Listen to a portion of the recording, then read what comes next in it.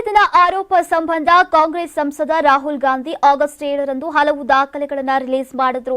ಬೆಂಗಳೂರು ಕೇಂದ್ರ ಲೋಕಸಭಾ ಕ್ಷೇತ್ರದ ವ್ಯಾಪ್ತಿಗೆ ಬರುವ ಮಹದೇವಪುರ ವಿಧಾನಸಭಾ ಕ್ಷೇತ್ರದಲ್ಲೂ ಮತಗಳ್ಳತನ ಬಗ್ಗೆ ಗಂಭೀರ ಆರೋಪ ಮಾಡಿದ್ದಾರೆ.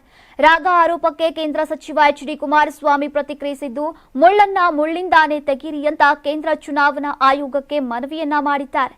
ಟ್ವೀಟ್ ಮಾಡಿರುವ ಎಚ್ಡಿಕೆ, ಚುನಾವಣಾ ಆಯೋಗದ ಮೇಲೆ ಸುಳ್ಳಿನ ಸುರಿಮಳೆ, ಜನತಂತ್ರಕ್ಕೆ ನೇಣು ಬಿಗಿಯುವ ಧೂರ್ತ ಹುನ್ನಾರ, ಅಮೃತ ಕಾಲದ ಪ್ರಜಾಪ್ರಭುತ್ವಕ್ಕೆ ವಿಷವಿಕ್ಕುವ ಘೋರ ಷಡ್ಯಂತ್ರ, ಸಾಂವಿಧಾನಿಕ ಸಂಸ್ಥೆಗಳ ಮೇಲೆ ಅಸತ್ಯದ ಆರೋಪದ ಮೂಲಕ ಅನುಮಾನದ ಪ್ರಯೋಜನ ಪಡೆಯುವ ಕಿಡಿಗೇಡಿ ಪಿತೂರಿ, ಚುನಾವಣೆಯಲ್ಲಿ ಎಸಗಿದ ಪಾಪವನ್ನ ಸುಳ್ಳಿನಿಂದ ಮುಚ್ಚಿಕೊಳ್ಳುವ ಗೋಬೆಲ್ ರಾಜಕಾರಣ, ಮತಗಳ್ಳತನ ಒಂದೇ ಮದ್ದು, ಮತದಾರರ ಗುರುತಿನ ಚೀಟಿಗೆ ಆಧಾರ್ ಸಂಖ್ಯೆ ಲಿಂಕ್ ಮಾಡುವುದು, ಅಷ್ಟು ಮಾಡಿದ್ರೆ ಮತಗಳ್ಳತನ ಆಟಕ್ಕೆ ಅಂಕೆ ಬೀಳುವುದು ಗ್ಯಾರಂಟಿ.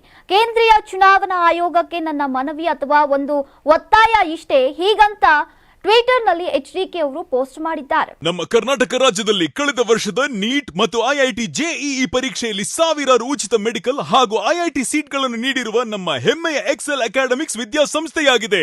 ಒಂದು ವರ್ಷದ ಲಾಂಗ್ ಟರ್ಮ್ ನೀಟ್, ಸಿಇಟಿ ಮತ್ತು ಐಐಟಿ ಜೆಇಇ ದಾಖಲಾತಿ ಪ್ರಾರಂಭವಾಗಿದೆ. ಮೆಡಿಕಲ್ ಅಂದ್ರೆ ಎಕ್ಸೆಲ್, ಎಕ್ಸೆಲ್ ಅಂದ್ರೆ ಮೆಡಿಕಲ್.